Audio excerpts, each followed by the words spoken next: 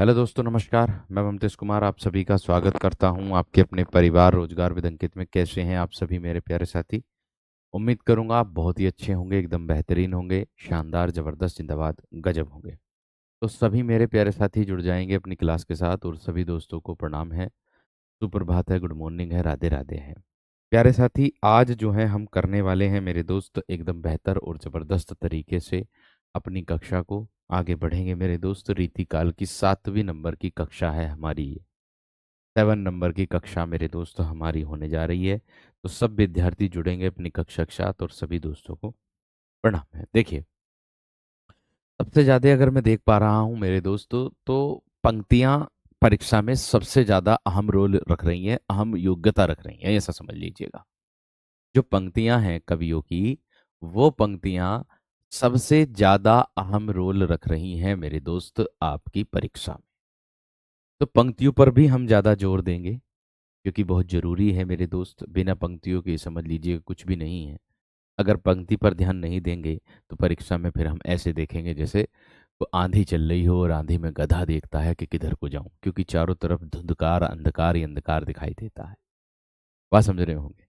ठीक है, तो चलिएगा मेरे दोस्त, शुरू करता हूं मैं आप लोगों से। केशव केसन अस करी, बैरहु जसन कराही, चंद्र बदननी मृगलोचनी, बाबा कही कही जाही। अर्थात इस बात का मतलब होगा, जो आपका कहा गया है, केशव केसन अस करी, यानी कि हे केशव, केशो, केशो का मतलब होता है केश, केसन का मतलब होगा केश। केश जो होते हैं मेरे दोस्त, हम किसको कहते हैं? जो हमारे बाल होते हैं उनको कहते हैं। ये जो बाल हैं, सुरक्षित काले मेरे बाल और बेशमोल ने किया कमाल।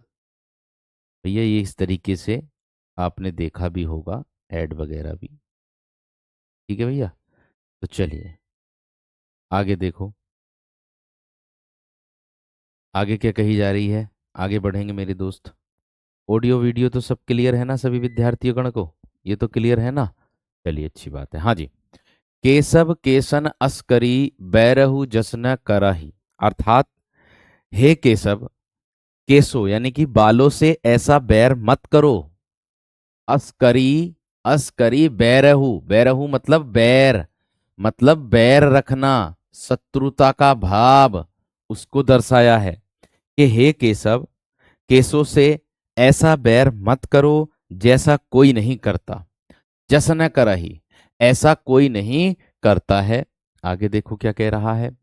चंद्र बदननी मृगलोचनी, बाबा कही कही जाही। यानी कि सुंदर चंद्रमुखी, सुंदर चंद्रमुखी मृग नयनी स्त्रियां बार बार बाबा कह करके, अर्थात हे प्रीतम, हे प्रियतम, बार बार बाबा कह करके, बाबा मतलब हे प्रियतम, बालों को पकड़कर तुम्हें खींच ले जाएंगी, बालों को पकड़ करके तुम्हें खींच ले जाएंगी। अर्थात यहां पर जो बात की गई है, बालों को सुलझाने, बालों को न मुंडवाने की सलाह दी जा रही है।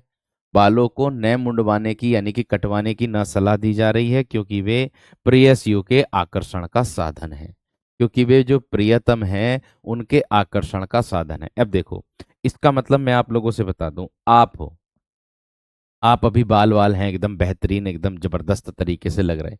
ऐसा समझ लो कि आपने बाल वाल आपके एकदम बेहतर तरीके से हैं, अच्छे हैं, और अचानक से ही आपके दिमाग में क्या बात आ जाए, और आपको घर वाले रोज देख रहे हैं।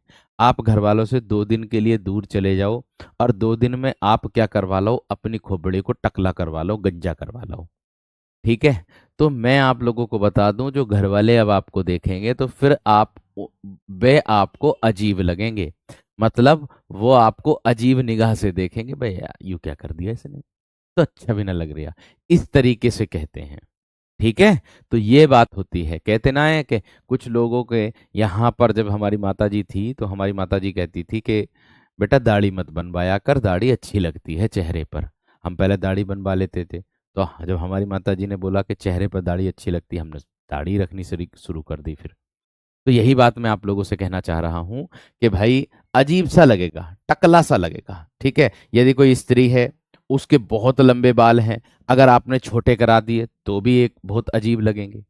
स्त्री को छोटे छोटे लड़कों की तरह बाल करवा दिए, एक बार तो बहुत लंबे बाल थे और एक बार लड़कों की तरह करवा दिए, तो गलत है ये चीज।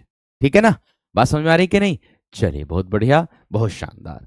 रंगीलाल जी कह रहे हैं कि सर आज आप नए लुक में, नए लुक नहीं है, सिंपल है, साधारण वही लुक है जो था। ठीक है, वही लुक है। चलिए आगे देखो।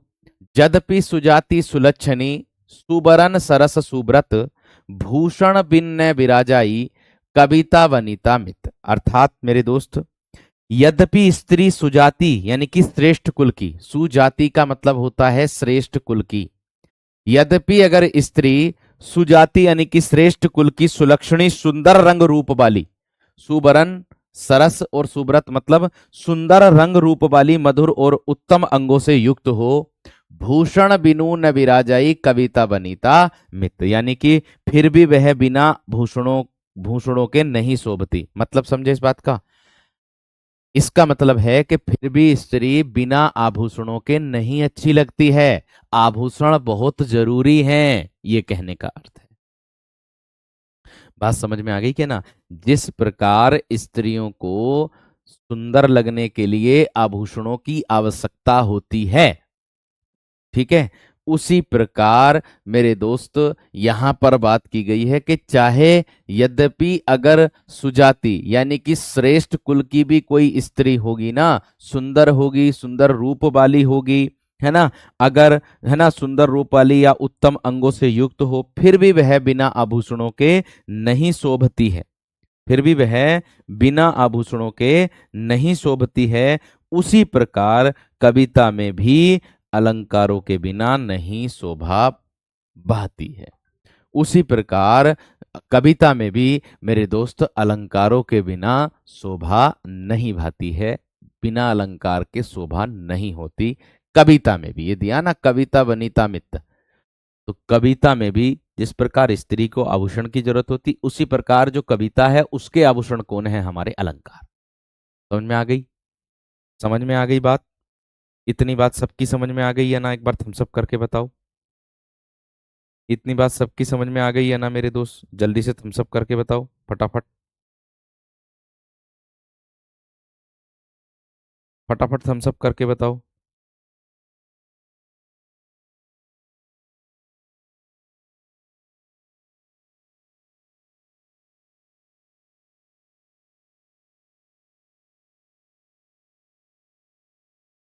एक बार थम्स अप करके बताओ यहां तक।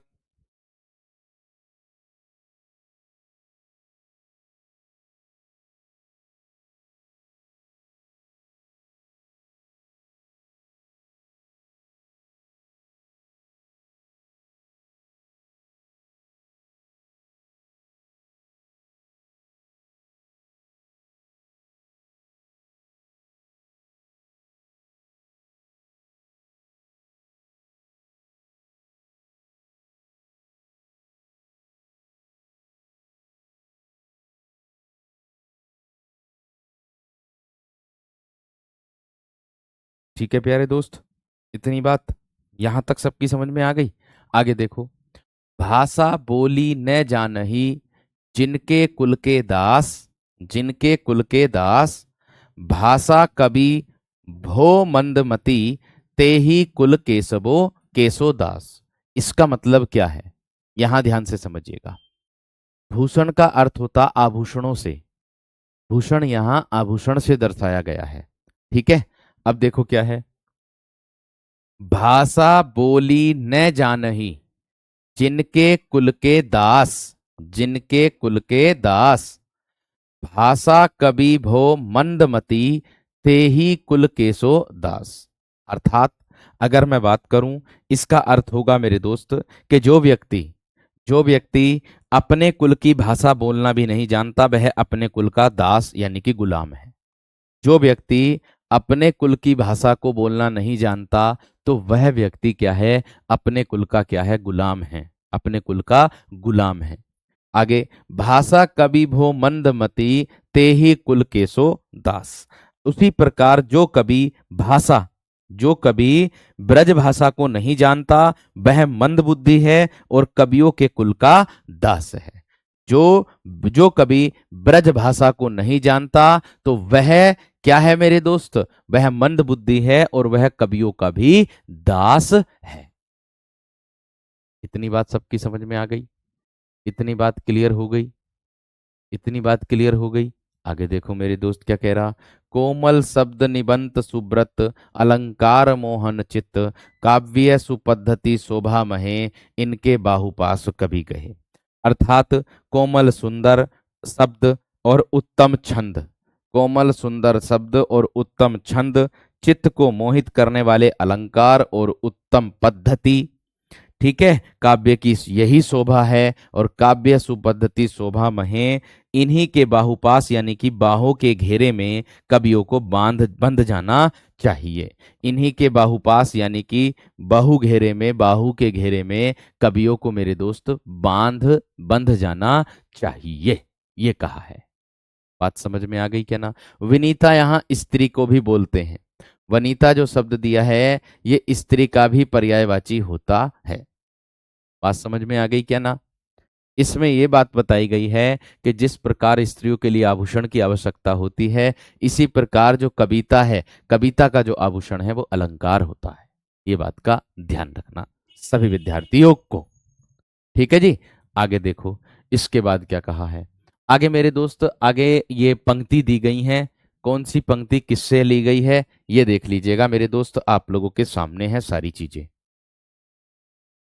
ठीक है, कौन सी पंक्ति किससे ली गई है ये देख लीजिएगा मेरे दोस्त, आप लोगों के सामने है। रामचंद्रिका से ली गई है बालकांड, ठीक है, पुराण पुराण पुराण अरु पुराण, ये देखो ये पंक्ति कौन सी कहां से ली गई है भैया, देखो, बानी जगरानी की उदारता उदरता बखानी जाए, ये रामचंद्रिका से केशवदास की और बालकांड से ली गई है। ठीक है, आगे देखो, मतलब बालकांड में ये प्रयोग हुई है, ऐसे कह सकते हो। पूरण पुराण अरु पुरुष पुराण परिपूरण बतावे, रामचंद्रिका बालकांड। धरे एक बेनी मिली मेल सारी, रामचंद्रिका सुंदरकांड। ये बहुत गहनता से मेरे दोस्त अध्ययन करने के बाद मेरे शेर इसका ये जो सारी चीजें डीपली हैं वो आपके लिए लेकर के आया हूं, ये बात का ध्यान रखना।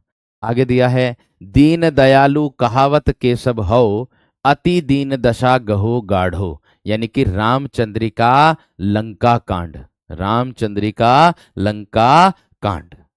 आगे देखो क्या कह रहा है, केशव आपू सदा सहो हो, केशव आपू सदा सहो हो, दुख पे दासन देखी शको न दुखारे, ये रामचंद्रिका लंका कांड।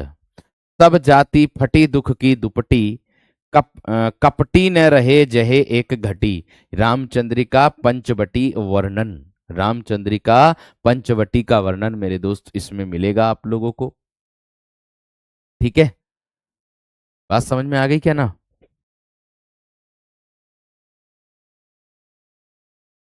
ये पंक्ति तो है और क्या है ये, अरे ये पंक्ति तो चल रही हैं भैया, ये पंक्ति तो चल रही और चल क्या रहा, देखो 4 तक यहां आ गई, उसके बाद 5वां नंबर यहां से शुरू हो गया। पंक्ति तो चल रही है, कौन सी कहां से ली गई है वो मैंने सामने लिखा है जान पूछ करके, ताकि अगर पंक्ति आ जाए केशव दास ना पूछे तो ये पूछ सकता कि किससे ली गई, कौन सी रचना से ली गई, रामचंद्रिका से। क्या वर्णन है, पंचवटी वर्णन, ऐसे पूछ सकता भाई। बात समझ में आ गई क्या ना? बात क्लियर हो गई है ना? एक बार थम्स अप करके बताओ जल्दी से। इतनी बात क्लियर हो गई हो तो थम्स अप करके बताओ जल्दी से।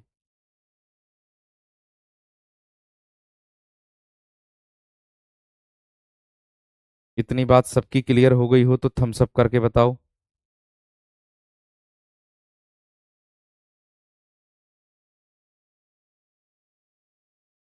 जल्दी से बताओ।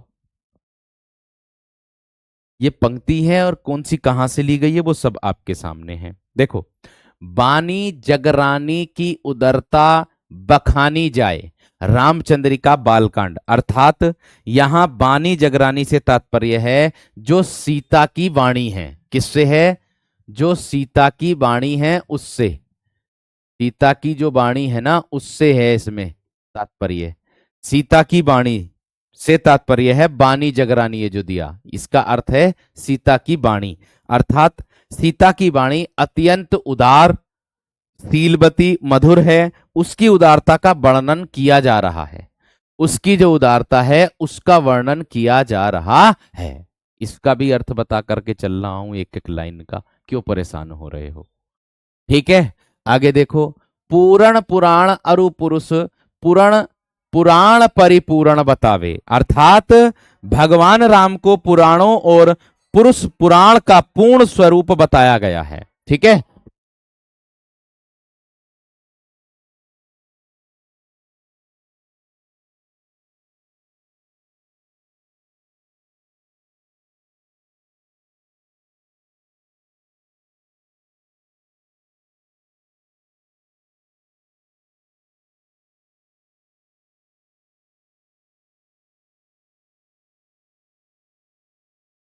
कांड में प्रयोग हुआ है वो है उसमें चित्रण, उसका किस कांड में प्रयोग हुआ है वो है उसमें चित्रण। ठीक है,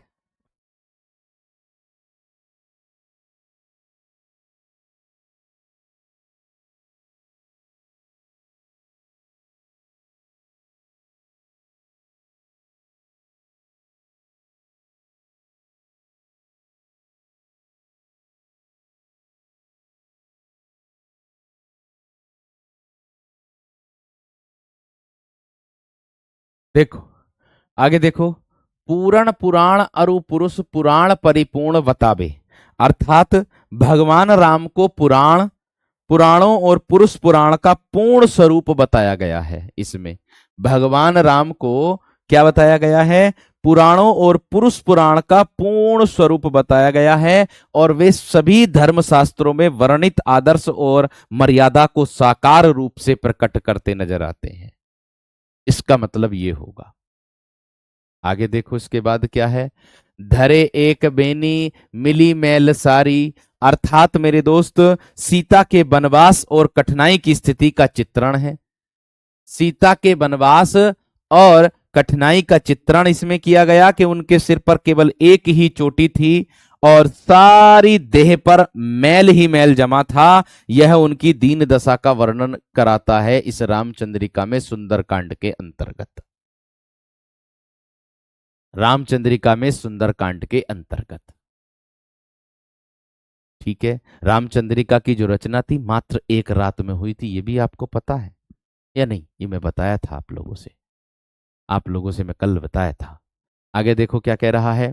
दीन दयालु कहावत केशव हो, अति दीन दशा गहो हो गाड़ो, अर्थात मेरे दोस्त यहाँ सीता की अत्यंत दुखद अवस्था और गहन विपत्ति का उल्लेख किया। उनकी दशा को बहुत कष्टपूर्ण और करुणाजनक के रूप में बताया गया है। केशव आपू सदा सहो, दुख पे दासन देखी सको न दुखारे। प्रभु श्री राम की को यहाँ पर जो बताया गया है, भगवान श्री राम को स्वयं दुख सहन कर लेते हैं। यहाँ दिया ना, केशव आपू सदा सहो दुख पे दासन, यानी कि यहाँ भगवान श्री राम खुद दुख सहन कर लेते हैं, परंतु अपने भक्तों और दासों का दुख नहीं देख सकते। वे उनके कष्ट को हरने वाले हैं। उनके कष्टों को क्या करने वाले हैं मेरे दोस्त? हरने वाले हैं। आगे दिया है, सब जाति फटी दुख की दुपटी, कपटी न रहे जहे एक घाटी, अर्थात राम राज्य का वर्णन इसमें किया गया है। वहां किसी भी जाति के लोगों पर का दुख है, उसका वस्त्र दुपट्टा नहीं फटता, यानी कि दुख की दुपटी, कपटी न रहे न घाटी, यानी कि दुपट्टा नहीं फटा रहता, अर्थात सब लोग सुखी रहते हैं और छल कपट का कोई स्थान भी नहीं है। निगटी रुचि मिच घटी कहूं, घटी जग जीव यतिन की छूटी तटी, यानी कि इसमें मेरे दोस्त संसार की नश्वरता और जीवों की स्थिति का उल्लेख किया गया है। निगटी मिचगटी छूटी तालाब का जो इसका तटी का अभाव का अर्थ है कि संसार की सारी वस्तुएं नाशवान हैं, किसी के पास स्थिर सुख नहीं है, और जीवन जो है वो क्या है? क्षणभंगुर है। जीवन जो है वो क्या है मेरे दोस्त? क्षणभंगुर है, इसमें कहा गया है, क्योंकि जीवन अल्पकाल तक है, ये इसमें बात कही गई है। ठीक है, आगे देखो। मतिराम श्रृंगार निरूपक आचार्य एवं छंद। आगे अगर बात करता हूं मेरे दोस्त, यहां पर देखेंगे आप सभी विद्यार्थी क्या कहा गया है। मतिराम श्रृंगार निरूपक, मतिराम श्रृंगार निरूपक आचार्य एवं छंद, आचार्य एवं छंद अर्थात विवेचक, विवेचक आचार्य मतिराम, विवेचक आचार्य मतिराम चार भाइयों में, क्या है मेरे दोस्त, चार भाइयों में चिंतामणि और भूषण के बाद थे। मतीराम जो हैं वो मेरे दोस्त चार भाइयों में चिंतामणि और भूषण के बाद थे। जटाशंकर मतीराम के अनुज थे। जटाशंकर कौन थे, वो मेरे दोस्त मतीराम के क्या थे, अनुज थे, मतलब छोटे भाई थे। ठीक है, मतीराम के अनुज थे, छोटे भाई थे। आगे, मतीराम सम्राट जहांगीर बूंदी नरेशा, मतीराम सम्राट जहांगीर बूंदी नरेश भाव सिंह हाड़ा, नरेशा की जगह कर देना बूंदी नरेश, बूंदी नरेश मतलब राजा, बूंदी नरेश भाव सिंह हाड़ा, कुमायूं नरेश ज्ञानचंद, बुंदेलखंड स्थित नरेश स्वरूप सिंह बुंदेला इत्यादि अनेक राजाओं के राजाश्रित कवि थे। कौन, मतीराम, मतीराम।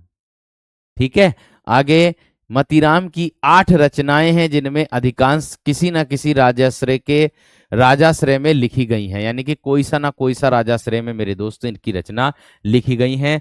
किसके राजाश्रय में कौन सी रचना लिखी गई है, वो सारी चीजें मेरे दोस्त मैंने आप लोगों के सामने प्रत्यक्ष की है, वो सारी चीजें मेरे दोस्त मैंने आप लोगों के सामने प्रत्यक्ष की है, उसको ध्यान से देखना है। देखो अब,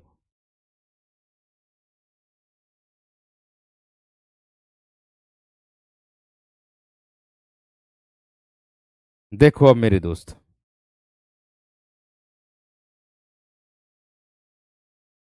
देखो मैंने कहा फूल मंजरी 1609 ईस्वी, फूल मंजरी की बात करूं तो 1609 ईस्वी, जहांगीर की आज्ञा से आगरा में लिखित 60 दोहों में से एक फूल का वर्णन। देखो कितनी बेहतरीन बात है, आई ना आई मेरे दोस्त जानकारी एकदम नई, आई ना आई मेरे दोस्त जानकारी एकदम नई, बताओ नई जानकारी आई या ना आई मेरे दोस्त।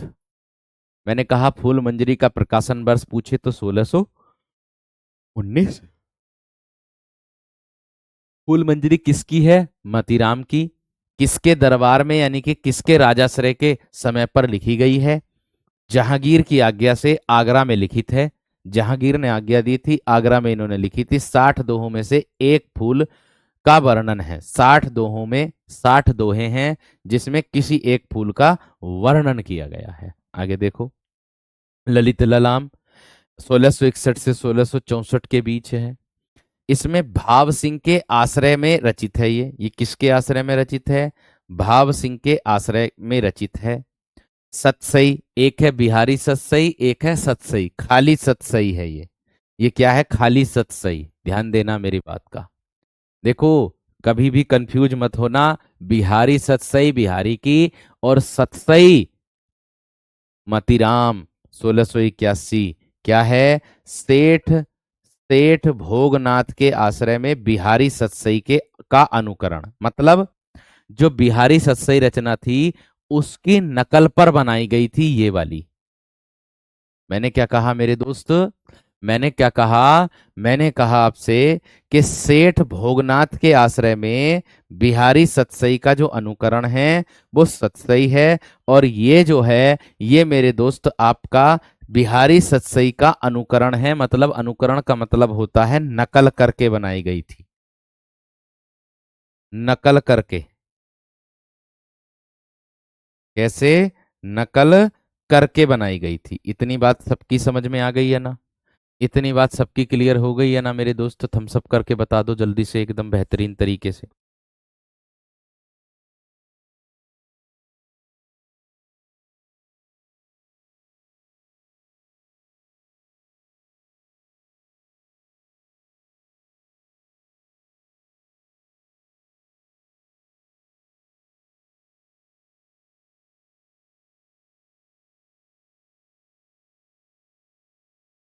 यहां पर सेठ भोगनाथ के आश्रय में लिखी थी और बिहारी सतसई का अनुकरण, अनुकरण का मतलब होता है नकल करके।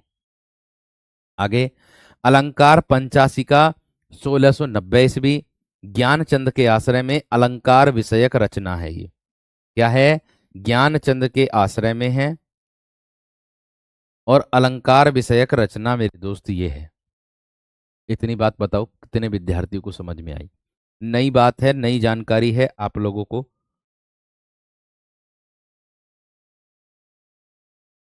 उम्मीद है सबको क्लियर हुई होगी। नई बात है, नई जानकारी है मेरे दोस्त, एकदम सबको क्लियर हुई होगी। बताओ, नई नया ज्ञान मिला है ना मिला आज? ये बताओ फटाफट पहले तो। नया ज्ञान मिला या ना मिला? पहले तो ये बताओ फटाफट सब विद्यार्थी। हैं? नई चीज मिली या ना मिली? जल्दी से बताओ। क्यों भाई? नई चीज मिली या ना?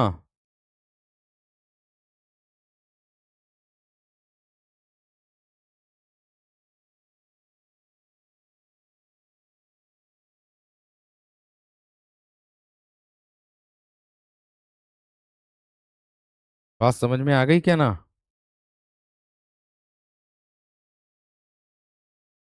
इतनी बात सबकी क्लियर हो गई?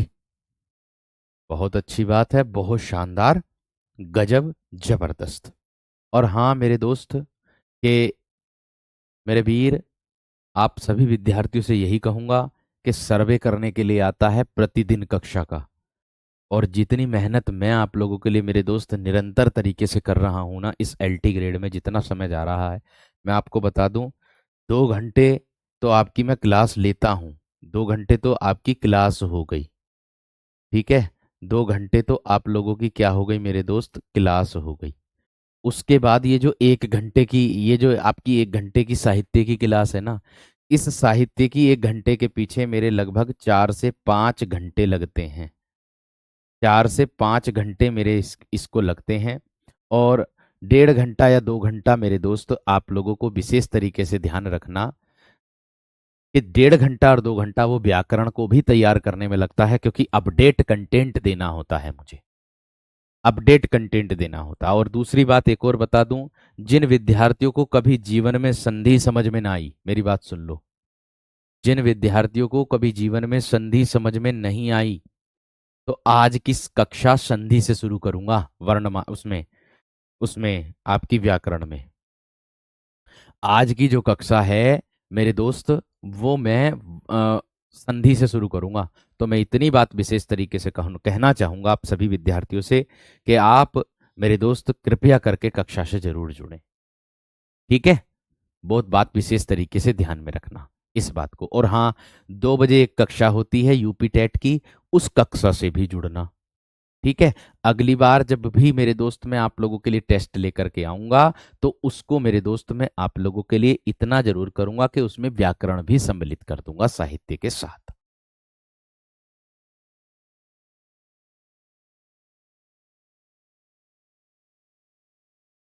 अर्थ तो देखो, मैं जैसा पंक्ति होती है उसी हिसाब से मेरे दोस्तों मैं आपको अर्थ समझा देता हूं। इतना प्रयास कर सकता हूं कि अगली बार से जैसे कोई पंक्ति आ जाएगी, उसका अर्थ तुरंत उसके नीचे में लिख दूंगा। तब तो आप क्लियर हो जाएगा बिल्कुल एकदम बेहतर तरीके से। इतना कर सकता हूं। बात समझ में आ गई क्या ना? बात क्लियर हो गई? माधवी, इतना कर सकता हूं। देखो गुड़िया, वैसे भी मैं, पहली बात तो यह है कि मैं एक एक चीज को, एक एक लाइन को बता करके चलता हूं बहुत अच्छे तरीके से। प्रयास मेरा ये रहता है, क्योंकि आपका पैसा खर्च हुआ है तो उस पैसे का आपको लाभ मिलना चाहिए, हमारी ऐसी सोच है, ठीक है? तो इस बात को विशेष तरीके से ध्यान रखना। व्याकरण की क्लास 10 बजे से होती है। आगे देखो, इसके बाद क्या है? व्रत कौमुदी 1701 ईस्वी, ये किसके उसमें लिखी है? ये स्वरूप सिंह बुंदेला के आश्रय में छंद विषयक रचना है। इसमें मेरे दोस्त छंद से संबंधित रचना होगी। वर्कशीट डाल दूंगा उसकी, ठीक है? आप केवल आप ही कह रही हो ये वाली बात, लेकिन सबसे ज्यादा बच्चों के कमेंट्स पॉजिटिव हैं कि सर हमें तो बिल्कुल अच्छे से समझ में आता है। और मैं प्रयास, यूट्यूब पर चलती है यूपी टेट की क्लास, और मैं यही प्रयास करके चलता हूँ एकदम अच्छे तरीके से, सारी चीजें एकदम बेहतर तरीके से। पंक्ति का अर्थ बिल्कुल भी नहीं आता है, पंक्ति का अर्थ परीक्षा में बिल्कुल भी नहीं आता है, केवल पंक्ति पूछी जाती है कि कौन से कवि की पंक्ति है। मैं तो फिर भी आपको अर्थ बता करके चल रहा हूं, मैं तो फिर भी आपको अर्थ बता करके चल रहा हूं। ठीक है, आगे रसराज 1633 से 1643 के बीच, ये किसी आश्रय दाता के आश्रय में नहीं लिखी हुई है, यह श्रृंगार रस संबंधी रचना है। ठीक है, ये क्या है, ये श्रृंगार रस संबंधी रचना है। लक्षण श्रृंगार ये अनुपलब्ध है, इसका सन भी अनुपलब्ध है। साहित्य सार, इसमें नायिका भेद संबंधित रचना की गई है, लेकिन मेरे दोस्त किसके आश्रय में लिखी गई है ये बुक में भी विदित नहीं है। ठीक है, बुक में भी विदित नहीं है, ये बात का ध्यान रखना। ठीक है मेरे दोस्त, क्लियर हो गई इतनी बात। चलिए आगे देखो, इसके बाद क्या कहता है। फूल मंजरी मतीराम की प्रथम कृति है, किंतु बच्चन सिंह में रसराज को इनकी प्रथम कृति माना है, जो उचित नहीं है। क्या कह रहा है, देखो ध्यान से, मैंने क्या कहा, फूल मंजरी मतीराम की प्रथम रचना है, प्रथम कृति है, किंतु बच्चन सिंह ने क्या किया है, रसराज को इनकी प्रथम कृति माना है। यानी कि जो बच्चन सिंह हैं, जो बच्चन सिंह कवि हैं, इन्होंने क्या किया है, इन्होंने किसको माना है, रसराज को। इसको मेरे दोस्त अंडरलाइन कर लो, इन्होंने प्रथम कृति रसराज को माना बच्चन सिंह ने, और फूल मंजरी मतीराम की प्रथम कृति है। ये बात बताई है, इनकी प्रथम कृति रचना माना है, जो कि उचित नहीं है। कौन सी उचित नहीं है, जो आपके सामने बच्चन सिंह वाली है। सबसे पहले फूल मंजरी आई है, देखो ये रही आपके सामने, आई है कि नहीं आई है, बिल्कुल आई है। बात समझ में आ गई क्या ना। सर जी पंक्ति अर्थ नहीं आता, बस पंक्ति ही पूछी जाती है, अभी तक कभी पंक्ति का अर्थ नहीं पूछा गया है, टीजीटी में भी एलटी ग्रेड में भी। बात समझ में आ गई क्या ना, बात क्लियर हो गई। बार बार कॉपी पेस्ट मत करो माधवी, बार बार कॉपी पेस्ट ना करो, पढ़ने पर ध्यान दोगी तो सब कुछ समझ में आएगा, और अगर कमेंट करती रहोगी तो कुछ नहीं आएगा समझ में। ठीक है ना, ये बात का ध्यान रखना। आगे देखो, भूषण, आगे कौन है मेरे दोस्त, भूषण की अगर मैं बात करता हूं तो भूषण के बारे में मेरे दोस्त हम लोग पढ़ते हैं, देखिएगा क्या होगा। अब देखो भूषण क्या कह रहा है, रीतिकाल में, ध्यान से समझना आप सभी, रीतिकाल में वीर रस परक राज प्रशस्ति लिखने वाले कवियों में भूषण एक अंग्र अग्र पांगते हैं। यानी कि भूषण जो है वो अग्र पांगते हैं, यानी कि सबसे आगे आते हैं पंक्ति में, सबसे आगे आते हैं पंक्ति में। कौन, भूषण। बात समझ में आ गई क्या ना, बात समझ में आ गई क्या ना। ठीक है, आगे देखो, भूषण रीतिकाल के वैसे एकमात्र कवि हैं, भूषण जो हैं वो रीतिकाल के वैसे एकमात्र कवि हैं जिन्होंने वीर रस में मात्र कविताएं लिखी। जिन्होंने क्या किया मेरे दोस्त, वीर रस में कविताएं लिखी। बात समझ में आ गई क्या ना। चिंतामणि त्रिपाठी, चिंतामणि त्रिपाठी, आगे दिया मेरे दोस्त, मतीराम भूषण जटाशंकर त्रिपाठी सहोदर भ्राता थे। ये देखो, चिंतामणि त्रिपाठी, मतीराम भूषण और जटाशंकर त्रिपाठी सहोदर। सहोदर का अर्थ जानते हैं क्या है, जो एक ही माता के गर्भ से उत्पन्न हो। अनेक शब्दों के लिए एक शब्द आता है, मैंने कहा कि जो एक ही माता के गर्भ से उत्पन्न हो, उसको मेरे दोस्त हम क्या कहते हैं, उसको मेरे दोस्त हम कहते हैं कि जो एक ही माता के गर्भ से उत्पन्न हो, उसको कहते हैं मेरे दोस्त हम लोग सहोदर। अन्योदर उसको कहते हैं, सहोदर का मतलब ऐसे समझ लो कि सगे भाई बहन, और अन्योदर का मतलब समझ लो सौतेला भाई बहन, ऐसे भी कह सकते हो। सीधी सी बात में ये अनेक शब्दों के लिए एक शब्द में मेरे दोस्त आता है। थैंक यू हर्ष मेरे दोस्त, आगे बढ़ो मेरे दोस्त। क्या कह रहा है, चिंतामणि त्रिपाठी मतीराम भूषण जटाशंकर त्रिपाठी सहोदर भ्राता थे। डॉक्टर गणपति चंद्रगुप्त ने भूषण का मूल नाम म, पतिराम या मनीराम बताया है। देखो क्या है, देखो कितनी बेहतरीन बात है।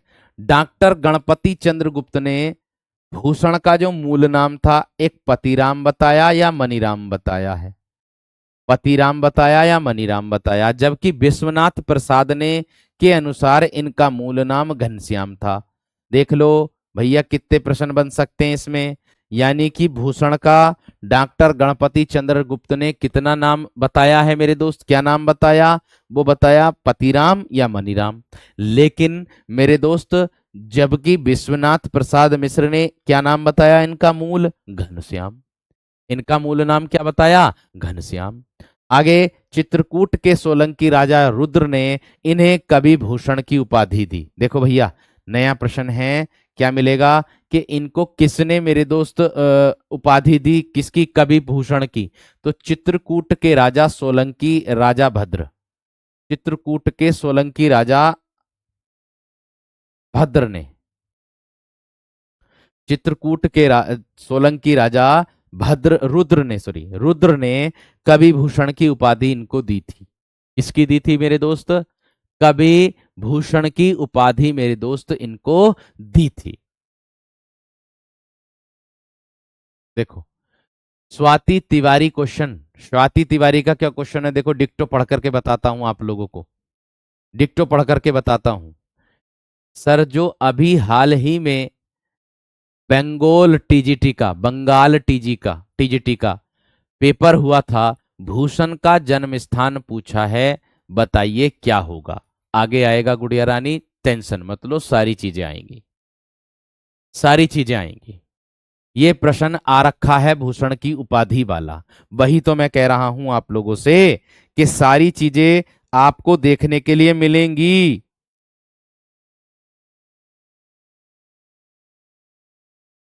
बात समझ में आ गई या ना?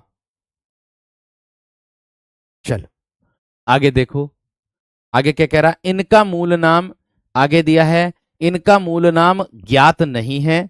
ये किसने कहा, ये चित्रकूट सोलंकी राजा ने कहा था, लेकिन इनको इन्होंने कवि भूषण की उपाधि दे दी थी।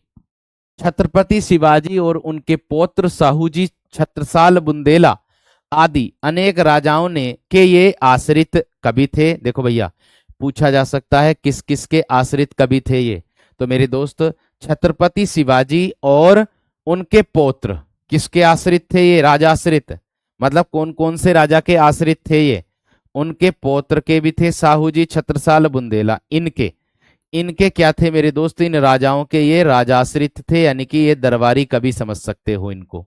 आगे इनके मनमाफिक आश्रयदाता शिवाजी ही थे, यानी कि जो भूषण थे, जो भूषण है ना मेरे दोस्त, जो भूषण है उनका भूषण के बारे में जो बताई जाती है मेरे दोस्तों बात, वो यही बताई जाती है, इनके जो मनमाफिक, इनके मन के मुताबिक जो आश्रयदाता ये मानते थे, ये शिवाजी को ही मानते थे।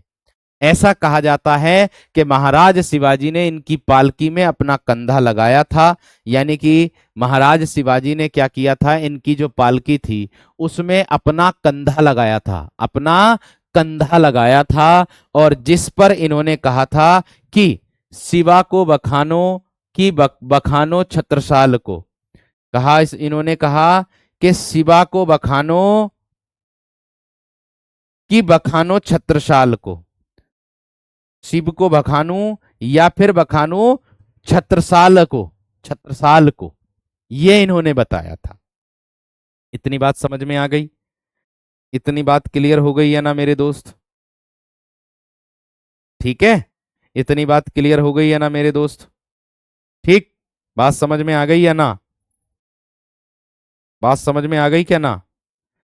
जो ये मेरे दोस्त भूषण थे, ये कान्यकुब्ज ब्राह्मण परिवार से थे, ये किससे थे मेरे दोस्त, कान्यकुब्ज ब्राह्मण परिवार से थे ये, ठीक है। चिंतामणि और मेरे दोस्त मतीराम के भाई भी कहलाते थे ये, जो एक ही माता के जन्म से मेरे दोस्त उत्पन्न हुए, देखो ऊपर लिखा हुआ है मेरे दोस्त, मैंने जो बताया है आप लोगों को। अगर मैं मेरे दोस्त इनके बारे में और जानकारी आप लोगों को दूं तो ये क्या है, देखो यहां पर क्या है कि भूषण का जो शिवराज भूषण अलंकार ग्रंथ है, जिसमें मेरे दोस्त कितने 105 अलंकारों का विवेचन, जयदेव के चंद्रालोक और मतीराम के ललितलाम के आधार पर हुआ है। इनकी जो शिवा बावनी है वो वीर रस से ओतप्रोत है। शिवा बावनी जो रचना है वो वीर रस से ओतप्रोत है। राज स्तुति जातीय पुस्तक है। छत्रसाल की प्रशस्ति में छत्रसाल दशक इनकी प्रसिद्ध रचना है। छत्रसाल की प्रशस्ति में छत्रसाल दशक जो है इनकी प्रसिद्ध रचना है। लेकिन डॉक्टर महेंद्र कुमार ने डॉक्टर नगेंद्र द्वारा संपादित हिंदी साहित्यिक इतिहास ग्रंथ में भूषण के अलंकार प्रकाश, छंदोदय, हृदय प्रकाश और भूषण उल्लास, दूषण उल्लास और भूषण हजारा का नामोल्लेख करते हुए लिखा कि इनमें कोई उपलब्ध नहीं है। आचार्य रामचंद्र शुक्ल ने भूषण को हिंदू जाति का प्रतिनिधि कभी कहा। यह बेहतरीन है भैया, ये तो हर जगह मिलेंगे आपको। आचार्य रामचंद्र शुक्ल ने क्या कहा भूषण को, ऐसा पूछा जा सकता है। ये पंक्ति आ जाएगी कि ये कथन किसका है। तो मैं आप लोगों को बता दूं मेरे दोस्त, जो आचार्य रामचंद्र शुक्ल ने इनको भूषण को हिंदू जाति का प्रतिनिधि कभी कहा है। क्या कहा है मेरे दोस्त? हिंदू जाति का मेरे दोस्त प्रतिनिधि कभी मेरे दोस्त कहा है। इतनी बात समझ में आ गई। शिवराज भूषण में इन्होंने शिवाजी की प्रशंसा और अलंकार का वर्णन किया है। शिवाजी की जो मेरे दोस्त शिवाजी जो शिवराज भूषण वाली रचना है उसमें इन्होंने जो है शिवजी की यानी कि शिवाजी की प्रशंसा, जो शिवाजी के ये आश्रित मानते थे, जिनको मनमाइक ये आश्रयदाता मानते थे, शिवा बावनी में शिवाजी की प्रशंसा में लिखी गई एक वीर रस की रचना है ये शिवा बावनी। और छत्रसाल दशक छत्रसाल बुंदेला के वीरता का वर्णन मेरे दोस्त इसमें कहा गया है। लेकिन अगर मैं बात करूं मेरे दोस्तों, ये अब इनकी जो भाभी थी इनकी भाभी के ताने के इनकी भाभी इनको ताने देती थी। ताने देने के कारण ये घर को छोड़ करके चले गए थे। इनकी भाभी इनको ताने देती थी, ताने देने के कारण जो है भूषण ने घर को त्याग दिया था, छोड़ दिया था। ये बात का ध्यान रखना, ठीक है? बात समझ में आ गई क्या ना? ये बात का विशेष तरीके से ध्यान में रखना। अब आप लोग जन्म के बारे में पूछ रहे थे, तो मैं इनका जन्म और मृत्यु बता देता हूं। 1613 से 1715 ईस्वी। क्या है जन्म और मृत्यु? 1613 से 1715 ईस्वी आती है। 1613 से जन्म मृत्यु इसकी दोनों आती हैं, ये मैंने आपको बता दी है। ठीक है जी, ये इनकी जन्म और मृत्यु आती है। इतनी बात समझ में आ गई। इनके जो पसंदीदा राजा थे वो छत्रपति शिवाजी और महाराज छत्रसाल बुंदेला थे। ये बात का ध्यान रखना है, इसका विशेष तरीके से दिमाग में रखना है, ठीक है? और इनका जन्म कहाँ हुआ था ये पूछे तो भैया इनका जन्म जो हुआ था वो हुआ था एक गांव है कानपुर में, तिकवानपुर। तिकवानपुर क्या गांव है? तिकवानपुर कानपुर के क्षेत्र में मेरे दोस्त पड़ता है। ये कहाँ पड़ता है मेरे दोस्त? कानपुर क्षेत्र में ये पड़ता है। तो इसको भी नोट कर देना, इसको भी मेरे शेर नोट कर देना। इतनी बात समझ में आ गई? इतनी बात समझ में आ गई? क्लियर हो गई? ठीक है ना? मैंने आपको बताया था कि चिंतामणि और मतीराम जो हैं ये इनके भाई कहे जाते थे। लेकिन अगर मैं बात करूं, एक दिन इनकी भाभी ने जो है, भाभी के ताना देने पर उन्होंने घर को छोड़ दिया था और कई आश्रम में गए थे। यहाँ आश्रय प्राप्त करने के बाद छत्रपति महाराज शिवाजी के आश्रम में चले गए और अंत तक ये वहीं पर रहे थे। अंत तक कहाँ रहे थे? ये वहीं पर मेरे दोस्त रहे थे। समझ में आई बात? भूषण का पूरा नाम कविवर भूषण है। इनका पूरा नाम जो है वो यही कहा जाता है, कविवर भूषण, ये कहा जाता है। भूषण हजारा भी इनकी रचना है, ये दिया देखो, ठीक है? और ये जो दी है ये भी इनकी रचना है, इनके ग्रंथ है। बात समझ में आ गई क्या ना? साहित्य के नोट्स कैसे बनाएं समझ नहीं आ रहा। देखो, साहित्य के नोट्स बनाने के लिए मैंने आपको बता दिया, आप अपने हस्तलिखित से बनाओगे ना तो उसमें आपका मेंस का फायदा हो जाएगा। अर्थात मेंस में एक एक क्वेश्चन को आपको लिखने के लिए आएगा 125 या 200 शब्दों में, तो आप आराम से इसको कर सकते हो। बात समझ में आ गई क्या ना?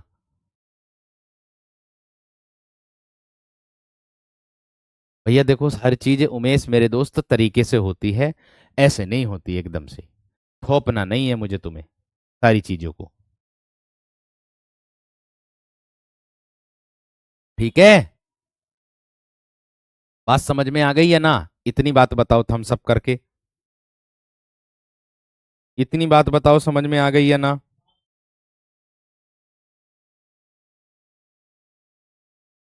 क्लियर हो गई?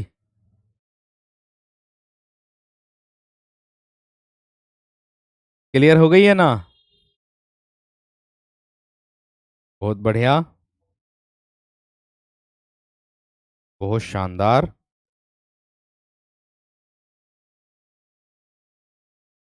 बहुत शानदार, बहुत गजब। यहां तक क्लियर? देखो, इनके गुरु का अज्ञात है, इनके गुरु अज्ञात बताए जाते हैं, इनके गुरु अज्ञात बताए जाते हैं।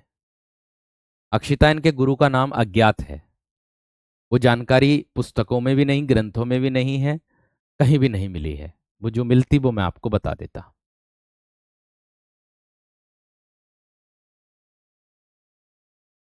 बात समझ में आ गई? चलिए आगे देखो। इसके बाद अगर मैं बात करूं मेरे दोस्तों देव की, तो देव के बारे में जानेंगे भैया, बेहतरीन चीजें हैं सारी चीजें। देव का जन्म हुआ है 1673 से 1767 ईस्वी बताया गया है, ठीक है? बात समझ में आ गई क्या ना? सर मैं नोएडा आ सकता हूं आपके पास ऑफलाइन कोचिंग के लिए, बच्चे ऑनलाइन क्लास में बैठकर पढ़ते पढ़ाई करते हैं। ऑफलाइन ना है भैया कोचिंग सेंटर, ऑफलाइन ना मेरे दोस्त ही हो, ऑनलाइन ही है सारा सब कुछ। बात समझ में आ गई क्या ना? चलो आगे देखो, इसके बाद क्या कहा जा रहा है। देव, देव के बारे में बात करता हूं। रीति काल में आचार्य, रसवादी आचार्य एवं कवि दोनों रूपों में देव समाव्रत समाद्रत हैं। यानी कि रीति काल में जो आचार्य हैं मेरे दोस्त, रसवादी आचार्य और कवि, दोनों के दोनों देव समाद्रत हैं, देव रूपी देव के समान हैं, देवों के समान बताए गए हैं, इसको बताया गया है। आगे देखिए क्या कह रहा।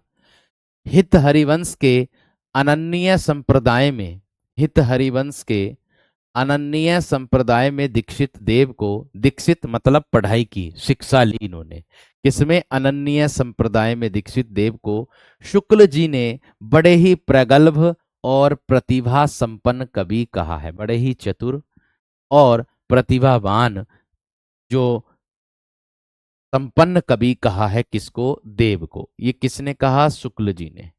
भैया शुक्ल जी का हस्तक्षेप हर जगह मिलेगा, ये बात ध्यान रखना। शुक्ल जी का जो हस्तक्षेप है वो हर जगह मिलेगा, ये बात ध्यान रखना।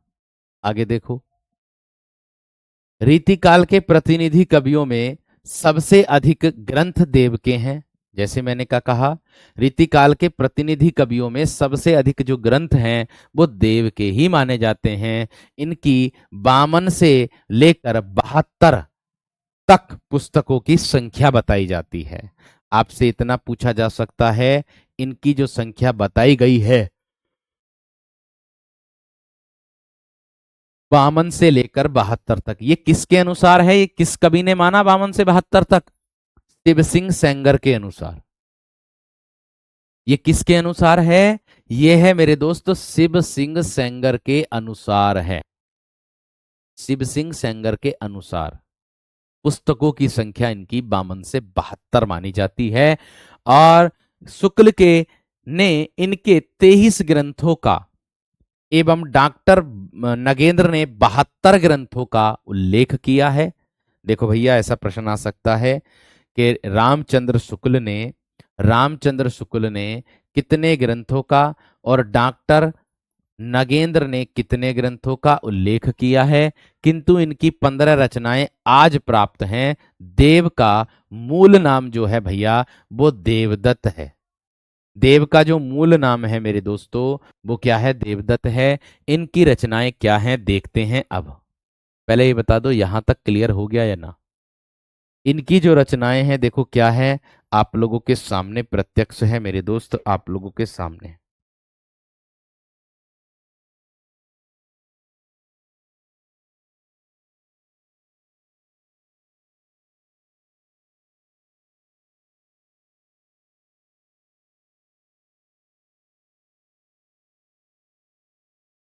इतनी बात समझ में आ गई? इतनी बात समझ में आ गई है ना? नेहा जी कह रही सर प्रश्न आया था, क्या आया था? यूके एलटी में आया था कि शुक्ल के अनुसार देव के ग्रंथों की संख्या क्या है। तो ये रही गुड़िया 23। 23 है। अब बताओ। देखो मैं तो कुछ नहीं कह रहा हूं, मैं तो सिर्फ और सिर्फ कंटेंट दे रहा हूं, बाकी बताने वाले तो आप हो भैया। मैं कह दूं ना कि देवता, मेरे देवी भी तुम हो और मेरे देवता भी तुम ही हो, बस और कुछ नहीं है। क्यों? क्योंकि मैं तो सिर्फ और सिर्फ शिक्षा दे सकता हूं, मार्गदर्शन कर सकता हूं, बाकी उस पर अमल करके परीक्षा में बैठोगे आप और नौकरी पाओगे आप। बस जब आप नौकरी पाओगे तो तभी हमारे लिए सबसे बड़ी उपलब्धि वही होगी और कुछ नहीं होगी। तो अपने आप को कभी भी डिमोटिवेट मत होने देना। जब एक इंसान जब एक इंसान कोई भी काम करता है, अगर वो मन में ठान लेता है तो वह उसको करके छोड़ता है। आपने देखा नहीं है कि अगर हमारे खुद के मतलब ये समझ लो परिवार पर आपत्ति आ जाती है तो हम परिवार के लिए आगे बढ़ चढ़ करके हिस्सा लेते हैं। तो ये समझ लो कि आपके ये परिवार ही है और आपको इस परिवार की रक्षा अपने सिलेक्शन से करनी है। मैं इतना ही कहूंगा, बस ज्यादा बड़ी बात नहीं। ठीक है जी, चलिए बहुत बढ़िया, बहुत शानदार, बहुत गजब। मिलते हैं कल की कक्षा में आप लोगों से। यहाँ से आगे ज्यादा कंटेंट हो जाएगा अगर मैं आप लोगों को और करा दूं तो। ठीक है ना? बहुत ज्यादा स्लाइड्स हो जाएंगी ताकि आप लोगों को लिखना भी रहता है, पढ़ना भी रहता है, समय भी आप लोगों के लिए चाहिए। मिलता हूं जी आपसे कल की कक्षा में। नमस्कार, धन्यवाद, जय हिंद।